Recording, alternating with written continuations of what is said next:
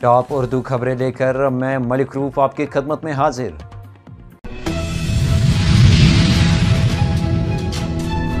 انتظامیہ اور security forces پڑوسی ملک کو جموں و کشمیر میں دہشت گردی کو دوبارہ زندہ کرنے کی نہیں دیں گے اجازت۔ جموں کے لوگوں کو خطہ میں دہشت گردی کی صفائی کے لیے سیکیورٹی فورسز کی کرنی چاہیے مدد، ایل جی منوج سنہا کا بیان۔ Nalin Prabhat special director general Jammu و کشمیر پولیس تعینات، آر سوین کی سبکدوشی کے بعد 1 اکتوبر سے سنبھالیں گے پولیس سربراہ کا عہدہ۔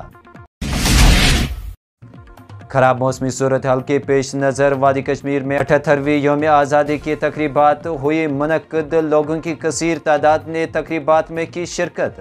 ضلع بانڈی پورہ اور ضلع بڑگام میں ضلع ترقیاتی کونسل کے چیئرمینوں نے لہرایا ترنگا۔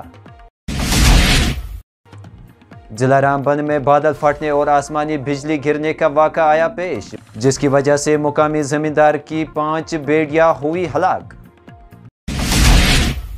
جموں و کشمیر پولیس نے جموں کے 8 اضلاع میں 19 خصوصی انسداد ملٹنسی یونٹس کیے ہیں قائم۔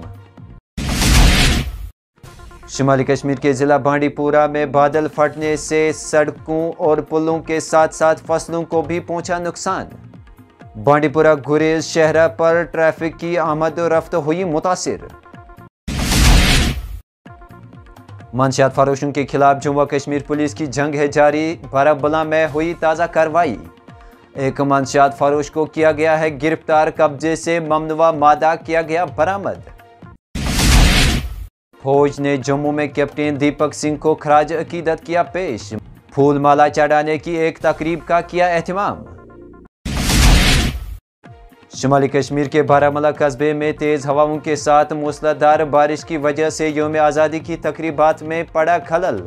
خراب موسم نے ضلع کے کئی علاقوں میں یوم آزادی کی تقریبات میں بھی ڈالا خلل۔ بانڈی پورہ کے گرور گاؤں میں پیش آیا ایک المناک سڑک حادثہ، سڑک حادثے میں 22 سالہ سکوٹی سوار کی ہوئی موت، جس کی شناخت مہراج الدین ولد جاوید احمد ساکن چٹے بانڈے بانڈی پورہ کے طور ہوئی ہے۔ آج کی خبروں میں اتنا ہی، ہمیں دیجیے اجازت، آپ دیکھتے رہیے تازہ اپڈیٹس کے لیے JK Unheard۔